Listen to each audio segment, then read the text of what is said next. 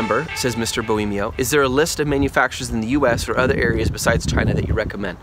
There is not. And the reason why is, in my experience, I used to use those wholesale or supplier and manufacturer websites. I don't find them very helpful. In fact, a lot of them I find are kind of shady. So what I've done is going to the manufacturer of a product that is similar to the one that you want is the best way to go. And you can find that usually on their website, or just call them and say, hey, can I get your manufacturer information? Some of them are going to be protective about it, some of them won't be.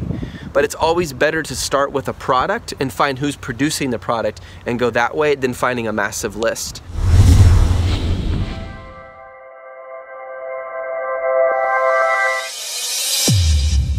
If you go to YouTube and search Seth Kniep Suppliers, I have a lot of videos on this. We have even far more in-depth on our team. We have an extremely in-depth, if you're on the team, Jolly, I can't tell if you're not by your name. But in short, if you want to find a supplier, you can start with Alibaba, filter it by 2-year gold star minimum, make sure they're an assessed supplier, which means someone had to go and check their company to make sure they're legit. They're not just someone with a business license who signed up.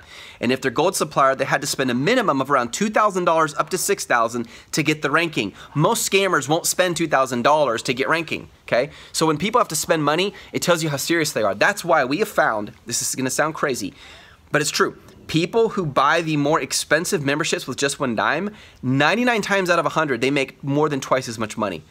And I don't think it's because they're spending more money. I think it's because their mindset is, I need to spend money to make money, and their mindset's there, and that's why they win. If there's anything I could tell my younger Seth is you have to be willing to spend money to make money. Okay, well, scammers don't think that way. They think cheat, shortcut, as fast as they can, you know, cheat these people. So if you want to find a supplier, make sure they are gold star assessed on Alibaba. Then you need to start contacting them. First, send an email, contact them through the system. The chat doesn't work very well on Alibaba. I hate it. Some people it works for, it doesn't work for me. And then if you really like them and you sense that they're good, that's when you ask for their WeChat ID and you begin to talk to them that way. By the way, Just One Dime Warriors, we came out with WeChat training, so you can literally, if someone in China sends you a message, okay, and you send it back to them, they only speak Chinese, you know what you do? You hit the little right arrow, you hold the button, you hold the message, and it says translate. And you click translate, and it will translate it into excellent English for you and into excellent Mandarin for them. You know how awesome that is? Why is that so cool? Because most legitimate factories only speak Chinese. If a supplier is speaking amazing English, there's a strong chance you are not working with the factory, my friend. So if you get the 4 suppliers and photos of samples from Just One Dime, we're trying to send you guys real factories, which means there's a real language barrier, which means WeChat is your best friend.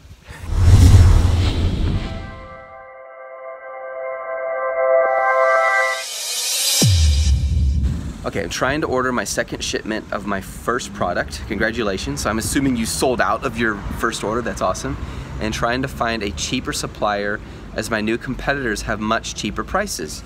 This is a really, really great question, guys, because what Bisan is running into is one of the biggest challenges of sourcing, and that is, it's possible you're using a trading company and not a factory. Now, there's nothing wrong with using a trading company, but it's possible. And my goal here isn't to pitch you right now, but I'm gonna share this. If you're in the Just One Dime membership, if you get the pro membership, you get up to 4 suppliers and photos of samples sent to you, and some of them only speak Mandarin. And that's because they are real factories. And so if you guys have WeChat, how many of you guys have WeChat? I'm just curious. How many of you guys use it? I literally, when I want to chat with my wife, I use WeChat now, not messages. All you have to do is send them any message, and they click on the message and they hit the right button, and there's a word that says translate. They click it and it translates into Mandarin for them. And if they write you back in Mandarin, you can do the same thing in English. So language shouldn't be a massive barrier. If a supplier speaks really good English and has fast responses, it may be an indication that they are actually not a factory, but a trading company. So Bisan, what I recommend you do, brother, is yes, go to 1688, use Google Translate so you can get an understanding of what's going on, and move as quickly as you can to get their WeChat ID so you can communicate to them in their own language. If you're part of Just One Dime, check out the 4 suppliers and photos of samples you would get if you got the Amazon Growth Pro or the Pro membership.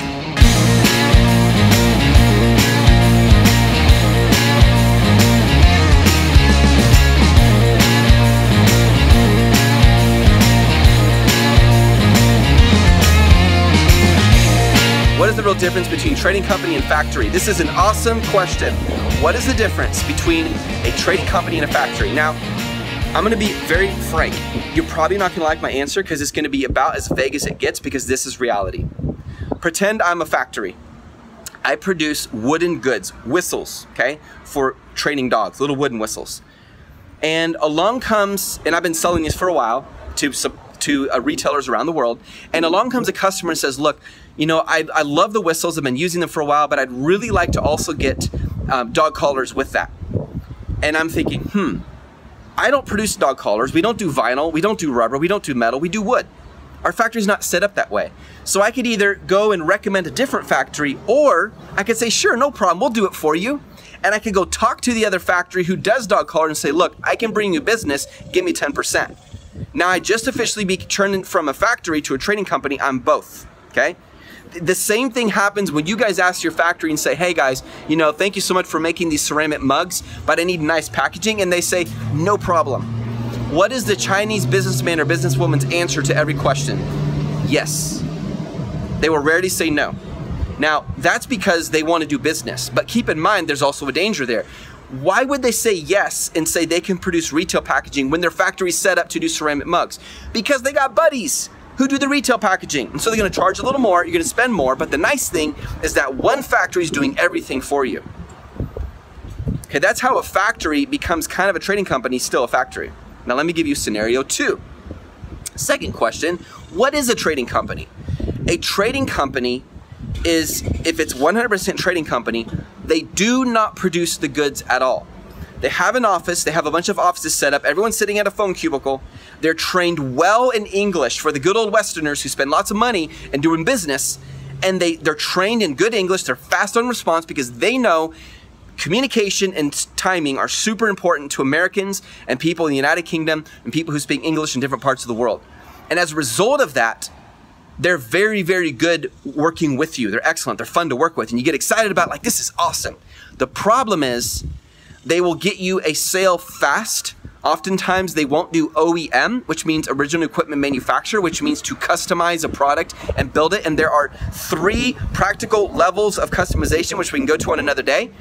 They're just going to find a factory and say, oh, you want mugs? No problem. They find the factory and they tell the factory, ship it here, and they make like 10, 15, whatever percentage off the top, so you pay more. That's a trading company. But they will tell you they're a factory because they know that's what you want to hear from them.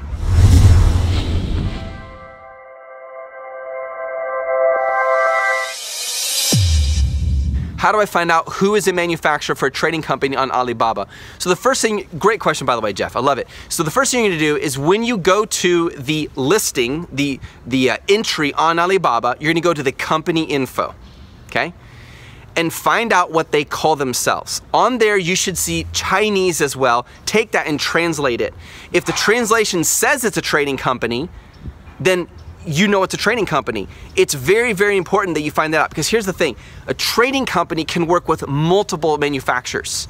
There isn't just one manufacturer for a trading company. Most of them work with multiple. And the way they pick the particular manufacturer or supplier is based on what you're asking for and the prices that the manufacturer's offering at that time. Here's what's crazy. Sometimes you will get a lower price with the trading company because they have such a good relationship with the supplier, but the supplier's just sending the leftover of a previous product. But if you're really differentiating the heck out of it, you're usually gonna pay more if it's a trading company.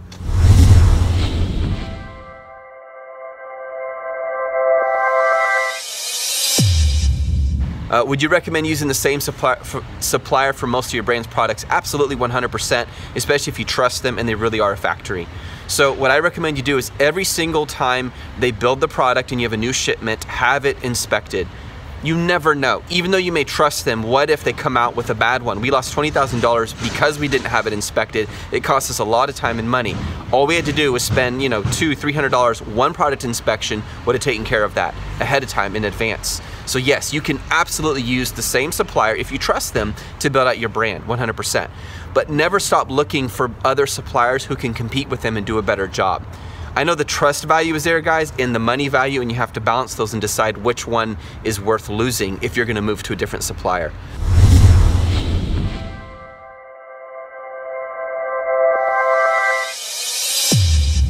Hey, Hey Seth, when going with suppliers, should I do inspection before I buy from them?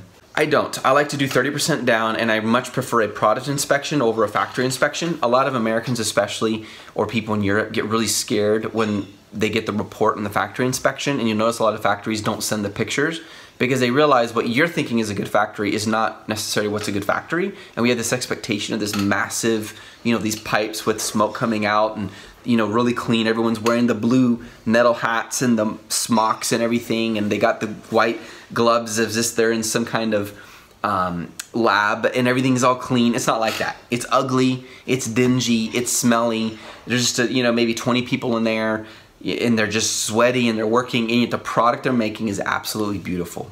So doing a factory inspection, in my opinion, has far less value. There's unique situations where I want to do it, and that's because I'm checking up to know if they're really a factory.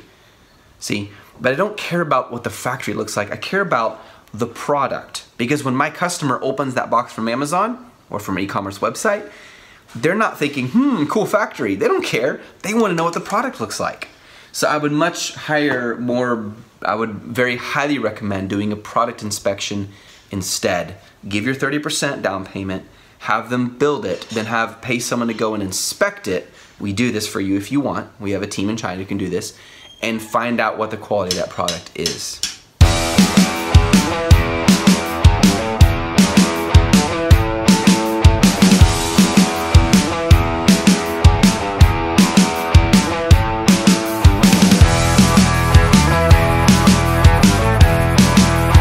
Is it common to negotiate MOQ? My supplier has a minimum order quantity that is higher than I'm comfortable with. Okay, really good question. First thing I would do is this. Find out how good of a price this supplier will give you when you order a much greater amount. In other words, say, hey, and when I come back and I order 2,500 or 3,000 or 4,000, what's the best price you can give me then? Today I'm just going over to 500. How low can you go? How low can you go, right? How low can you go on the really high quantity? That's where I'd start. Find that out. You want to negotiate for the future more than the present when it comes to a supplier, because you end up saving money and making more money as a result. So I would start with asking that question. Yes, you absolutely can negotiate on the MOQ 100%. If you overdo it, they're just gonna think all you care about is the bottom end price and that's it. You don't really care about the quality, and they might cut corners to satisfy you, but you end up with a much lower quality product, you see? They're looking at all these different data points and trying to make a decision. If you pressure them too much on one end, you're gonna lose it on the other end. So make sure you're very clear about the quality and what you want and all those, and then say, hey, would you be willing to, let's say it's 500, hey, would you be willing to do 300? But more importantly is ask them what they'll do in the future, because the future is more important. And let me share one more thing. If you have tested your product already with a PPC ad report, if you've already tested it, then your confidence is gonna be much greater than if you just did product research to try to make a better product than the competition. Which means you'll be more confident to have with a greater MOQ. I hope that's helpful.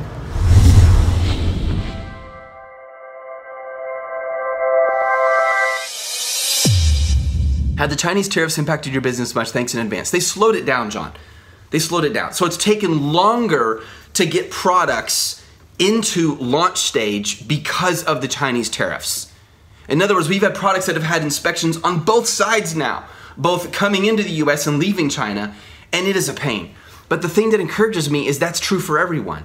And all it does is make me want to fight harder. Like, if Chinese tariffs discourages anyone from being an entrepreneur, they shouldn't be an entrepreneur in the first place. Because that is a minor challenge compared to other things. And I really believe this, guys. I don't say this to be positive. I believe this. You're gonna have opportunities with other countries more and more as a result of this. Other countries are jumping in. Some factories are lowering their prices in China as a result. So I see it as an advantage, brother.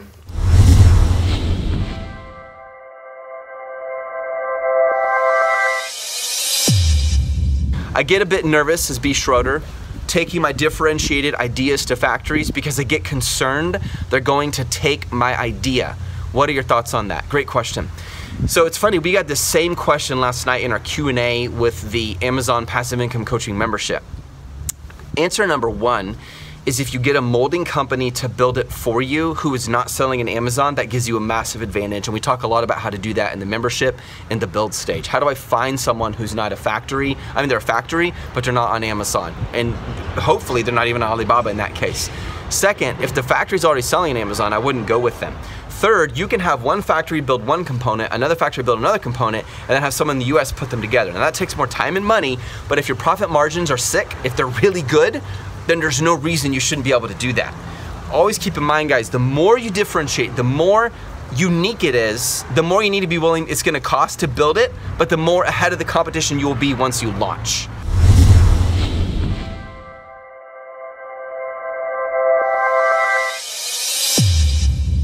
What tips do you have for dealing with the Chinese suppliers? A couple. First of all, always ask for a better price, but do it on the bigger orders, not your first order, and definitely not on your sample. You don't want to negotiate on the small stuff. The way you make money is by negotiating on the big stuff. So for example, if you're going to order 2,000 items, that's a little bigger than your first order of 500. So negotiate on the bigger orders. That's where you make money. So they might say, you know, we're going to give you $1.20 per item for 500. Say, hey, no problem. When I order 5,000, what's the best deal you can give me? That's a better approach than saying, oh, I want a better deal on the 500.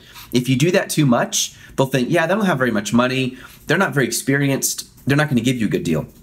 They will always give the best deals to those people they trust, who they're friends with, who work with them for a long period of time. So that's how I would approach that. Let me know if that's helpful. Also, when you search on Alibaba, make sure you search your keyword first, then click the buttons at the top to filter out the kind of suppliers you don't want. So in other words, gold suppliers only, assessed suppliers only, etc.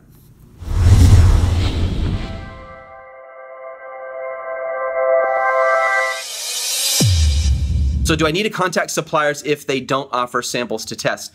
So every supplier I've ever talked to who's legitimate will always offer a sample to test. And in my opinion, you should contact at least 20 suppliers before you settle on one.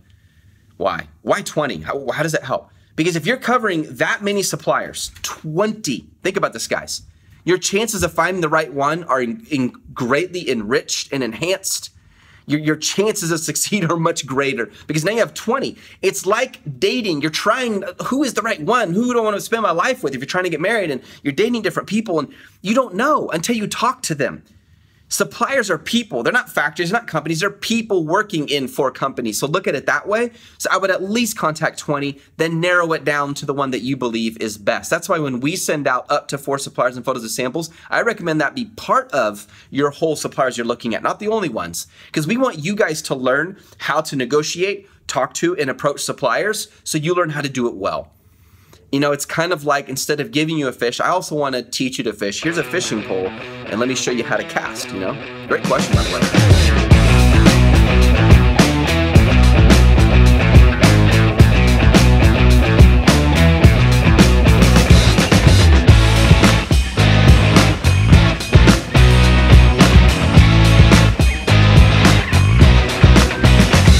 How does the bundle work as far as suppliers?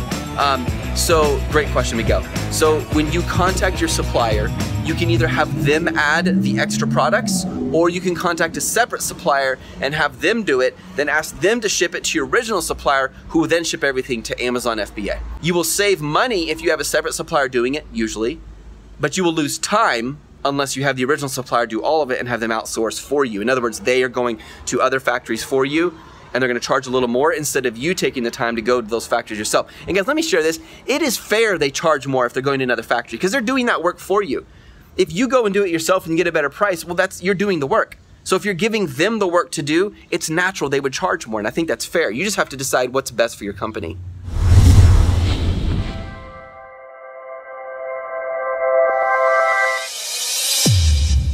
Seth, would you purchase from an Alibaba supplier who is 2 years on service in Alibaba, but is a Gold Star supplier and they have an on-site certification? I probably would. If they have Gold Star, that's a huge plus. That's a massive filter to filter out people who are not serious. So I would, but I would also communicate with them as well. I would also look at their company profile, search some of the names on there, see if you can find a similar company that looks like the same one. A lot of times you can tell if they're a trading company based on that. I would also look at a few companies and compare prices. If their English is really good and their communication is fast, there's a strong chance it's a trading company and not a real factory. I would have to have more information. The whole on-site certification thing, I wouldn't take it too seriously. If they are an assessed supplier and you can see that on their profile, that's a huge plus. That means Alibaba had a third-party company assess their actual office or factory to make sure they're a legitimate business.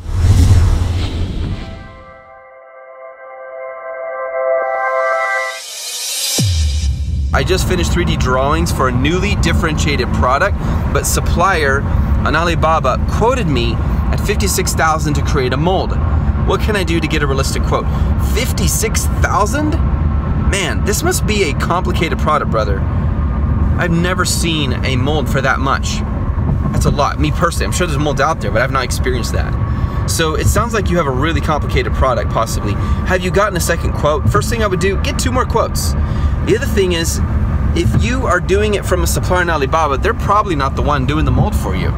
They're probably going to an actual molding company and getting a quotation from them. Then they're doubling the price on you so they can make money off you. If I were you, I would Google China molding companies and find one of those. You'd probably save a ton of money that way, because I bet you, I could almost guarantee you working with a middleman.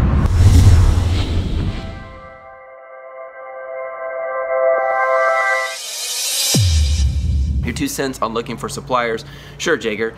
So if you're looking for suppliers, easiest, fastest way is to go to Alibaba. If you do it, make sure they're gold supplier. Easiest way is first search the keyword, whatever keyword it is that for the product you're looking for. Then after you do the search, it'll give you options at the top, and you can filter it based on gold supplier and assessed supplier. Assessed means a third-party company hired by Alibaba went and made sure that they are a legitimate company. And just so you guys know, to be a gold supplier costs a minimum of just over $2,000, a maximum of over $6,000 on Alibaba. So to become a gold supplier costs money. Usually scammers don't do that. They want a shortcut to cash. They're not going to do it the right way. So it decreases the chance that they're going to scam you. Plus, it means they've had to have it for a certain amount of time, and they've also been assessed. So just keep that in mind. So you can have like a 1 gold star, 2-year, 3-year, 4-year gold star, and so forth. So that's the first thing I'd say. Second, make sure your product is not easily available on Alibaba. So if you find, you know, okay, random example because I'm outside, but here's some, what is it, Dr. Earth? You know, let's say you're doing some kind of fertilizer, which is gonna be a major hazmat issue. But anyways, you get the idea, right? Let's say you're selling this, or you want to sell this, and you get out there on Alibaba and you find the exact thing in Alibaba. You're not gonna go with it. Like your product needs to be so different. It's not obviously available on Alibaba. See what I mean? Did you guys see that post this morning by Mike? Did you guys see it on the Amazon Passive Income Coaching Group? He had 0 reviews. He got to 100 sales in the last 10 days, and now he has 1 review. No reviews, guys. He launched. He's doing it the Jod way. And I don't want to just say we're the right way. There's many right ways out there to do it, but I'm telling you the way we teach works, because you have to differentiate yourself. And he said 2 things. Our product was differentiated, we had better photos, and people start buying it. Just go check it out. It's right there. It works, you guys. You don't have to spend $10,000 launching a product to make money. I want to save you money so you make more money in the long run, and it works.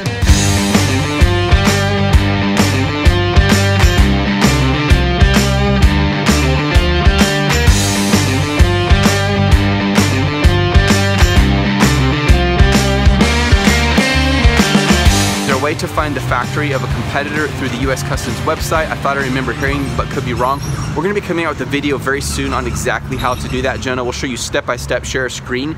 Yes, there is. I can give you a general idea. If you go to the US Customs website, and there's multiple websites actually that give you this information, the supplier by law is required to include information, which often will include their brand name or a major keyword attached to their brand name when those products are imported into the country. If you go and look that up, you can find them on Alibaba or another website and then contact them directly. No problem.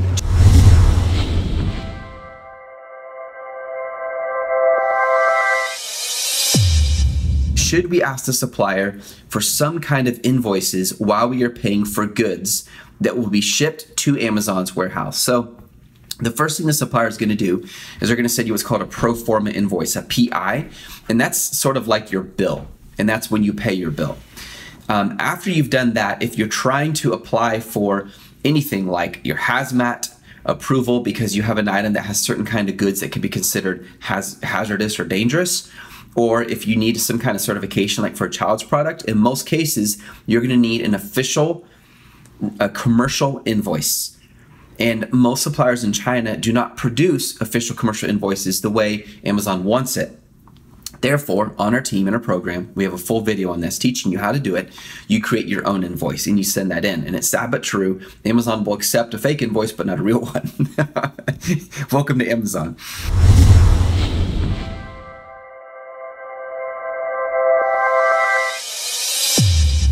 Our private label purchasing is slow. Our supplier has changed the MOQ. Isn't that fun? Not brilliant. Originally offered 500 pieces, 2 colors, now stating 1,000 per color. We've come so far with them and they've been great to this point. They won't confirm why this has changed. Yeah, so unfortunately this can happen. Sometimes a supplier will be really great to work with, and after they feel like they really got you on the hook, then they change something. What I would do is go back and offer an in-between. Say, look, we'll work with you guys. Would you really be willing to do 750 minimum order quantity per color instead of the 1,000? Because you already said the 500, we were depending on you for this. And focus, when you talk to them, Marion, focus on the long-term benefits of the relationship, how you want to work with them into the future. What suppliers hate is a one-off sale, then they never hear from you again. So the best thing to do is counteroffer with, look, we want to build a relationship with you guys. You said 500. I understand the economy goes up and down. Would you please be willing to do 750? So I would counteroffer with that.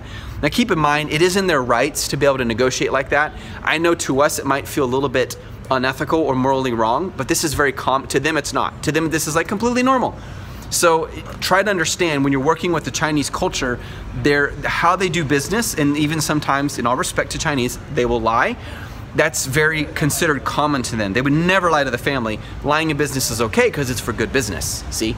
So just try to understand that, and that's how I would counteroffer if I were you. One more thought on this, and guys, you really do, Marion really brings up a good point. You know how we talk so much about differentiating your product? You also want to differentiate your suppliers. I understand it's good and it's easy to find one supplier and work with them, and that's the dream, and eventually that will happen. You'll find a supplier you love, you work with each other for a long time. But realize you could work with a supplier for years, it's happened to us more than once, and all of a sudden something changes in the quality of the product, and you end up having to go with another supplier, and it takes a long time. The nice thing is by that time you understand the product so well that it's much easier for you to find the supplier you want, and you can tell them exactly what you want, send them a sample of what was already produced by the last supplier, see if they can reproduce that. You see what I mean? So it does make it easier. But keep in mind, no supplier is going to marry your business. There's always a risk they could divorce the relationship, and so you have to stay differentiated.